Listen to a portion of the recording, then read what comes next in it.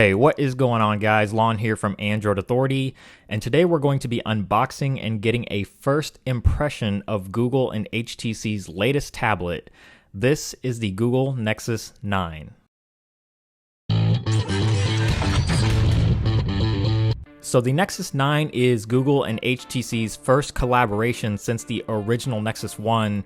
So this has gotten a lot of people excited, but let's get into the unboxing. And as you can see right away, it is a pretty plain box. It does have a 9 on it, but this may not be full retail packaging because there's actually no manuals or user guides inside. So your packaging might be a little bit different. But inside the box, you are greeted with the Nexus 9 itself right away, but we will set that aside and see what else is inside the box. So the rest of the stuff is pretty standard. There's a micro USB cable for charging and syncing, and an HTC branded wall adapter, and that is pretty much all you get. There are no headphones or any extra goodies. Taking a look at the Nexus 9, starting with the build quality, I'm really liking it so far. The metal frame around the sides and the soft touch matte finish combined with its pretty thin profile really gives it a very solid feel in the hand, and overall it just feels extremely nice to hold. With the screen, you're looking at an 8.9 inch screen with a 4:3 aspect ratio, which you don't really see very often on Android devices anymore, but so far the screen looks great. It's very bright and vivid with great looking colors. Since it is made by HTC has brought over their most signature feature, the front-facing speakers. And just from the short amount of time that I've put them to use, they already sound really good. They're loud, crisp, and clear with a lot of depth, so they sound just as good as you would expect. On the back of the Nexus 9 is an 8 megapixel camera with LED flash, and on paper, it's the best spec camera we've seen on a Nexus tablet, so it sounds like it could be promising, but I will definitely put that to the test in the full review.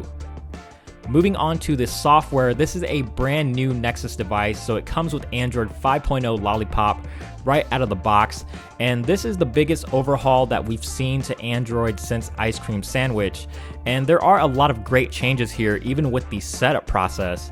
For the most part, it's still pretty much the same, but now you can restore from other Android devices that you have, whether it's another Android tablet or a phone that you're currently using, which really makes the setup process a lot easier than it has ever been before. Obviously, the main reason why people are talking about Android Lollipop is the material design. It's very sleek and elegant, and the whole idea behind material design is that everything has a logic behind it. Apps, menus, and individual UI elements all come from somewhere and move in and out of view in a way that makes sense instead of just popping onto the screen out of nowhere. And this all runs at a very steady 60 frames per second, creating for the most smooth and seamless experience that we've ever seen on Android. There are many other changes in Android Lollipop, like the lock screen and revamped notifications, which are basically one and the same now. So on your lock screen, you can interact with your notifications just like you normally would anywhere else within the OS. So you can dismiss notifications, delete emails, or double tap to go right into the app. With the notification shade, you pull down once to reveal your notifications and pull down a second time to reveal your toggles to things like Wi-Fi, Bluetooth, and airplane mode. There's also a flashlight toggle now, which to me is long overdue, so thank you Google for finally adding this feature. But that is it, guys, for this unboxing and quick first impressions of the Nexus 9.